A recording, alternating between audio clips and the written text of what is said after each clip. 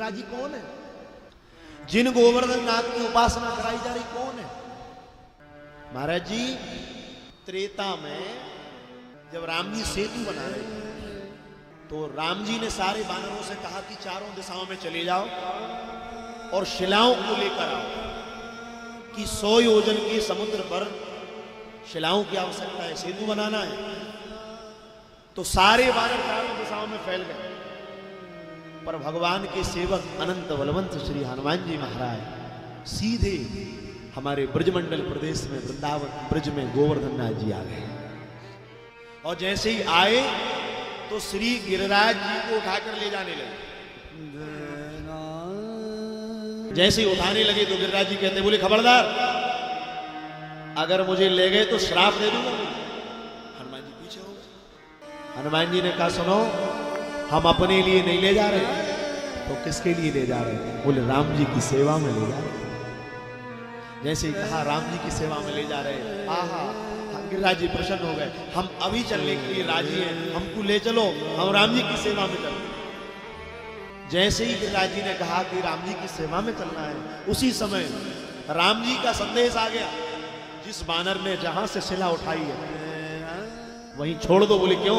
बोले सेतु बनाने के लिए पर्याप्त शिलाएं उपस्थित हो चुकी हैं। तो हनुमान जी ने कहा बोले अब तुम्हारी आवश्यकता नहीं है, यहीं रहो तुम। तो गिरिराज जी ने कहा बोले सुन लो, आज अगर हमें लेकर नहीं गए तो श्राप दे देंगे। सो हनुमान जी घबरा बोले नहीं, श्राप मत दो, पहले एक बार प्रभु से आज्ञा ले लो, एक बार प्रभु से आज्ञा ले लो। तो जैसे हनुमान जी गए, राम जी को प्रणाम किया, प्रणाम करके कहा सरकार 84 कोस ब्रजमंडल में एक गोवर्धन नाम का पर्वत है, उस पर्वत ने हट पकड़ ली है कि आप अगर सेवा में नहीं ले गए तो वो मुझे श्राप दे देंगे। हे नाथ, मेरा मार्ग प्रशस्त करो। राम जी ने कहा हनुमान जी जाकर कह दो अभी अगर आएंगे तो थोड़ी सी सेवा मिलेगी। क्या सेवा मिलेगी? बोले सेतु बनाएंगे, शिलाओं के रूप में लग जाएंगे और यहां से हम चलकर सेतु के ऊपर से जाएंगे और वहां से तो बढ़िया विमान में बैठकर आएंगे। तो गिरिराज जी से कह दो अगर अभी आए तो थोड़ी सेवा मिलेगी, पर एक युग की प्रतीक्षा और करेंगे तो मैं स्वयं कृष्ण अवतार लेकर आऊंगा और स्वयं ब्रजवासियों से गोवर्धन की पूजा करवाऊंगा। जाकर कहा गिरिराज जी से। गिरिराज जी ने जैसे ही सुना प्रसन्न हो गए, कहा कोई बात नहीं सरकार, मैं एक युग की प्रतीक्षा और करूंगा। त्रेता निकल गया, द्वापर तक प्रतीक्षा की।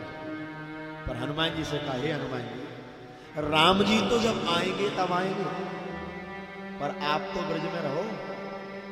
हनुमान जी प्रसन्न हो गए, बोले कोई बात नहीं, आज से मेरा एक रूप सदा ब्रज में रहेगा, गोवर्धन में रहेगा। कहां? बोले पूंछरी के लोटा के रूप में। ये पूंछरी के लोटा श्री हनुमान जी है, और हनुमान श्री गोवर्धन नाथ जी जो है, इनका जन्म ब्रज का नहीं है, इनका जन्म तो ब्रज के बाहर।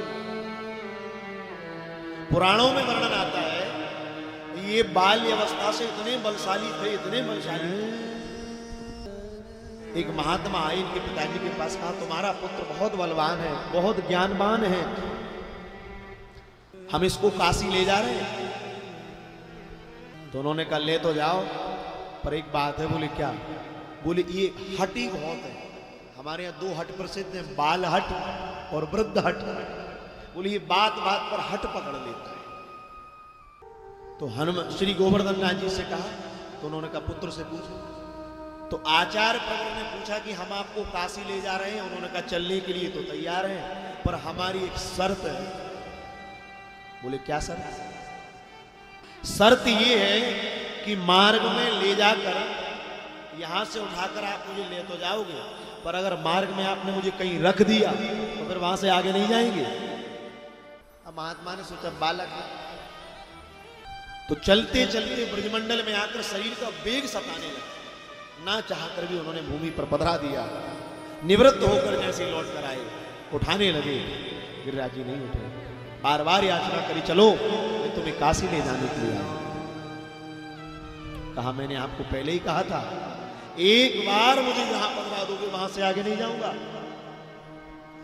तो जैसे ही कहा गुरुदेव भगवान ने श्राप दे दिया, बोले जाओ, तुमने अपने गुरुदेव की वाणी का आदर नहीं किया, इसलिए हम श्राप दे रहे हैं, तुम प्रतिदिन एक तिल जमीन में धंसोगे और जिस दिन तुम पूर्ण रूपेण रसातल में चले जाओगे उसी दिन कलयुग का पूर्ण प्रवेश हो जाएगा। और वरदान दे रहे हैं, स्वयं भगवान द्वापर में अवतार लेकर अपने रूप से तुम्हारी पूजा करवाएंगे और कलिकाल में भगवान के स्वरूप से ही तुम्हारी पूजा होगी।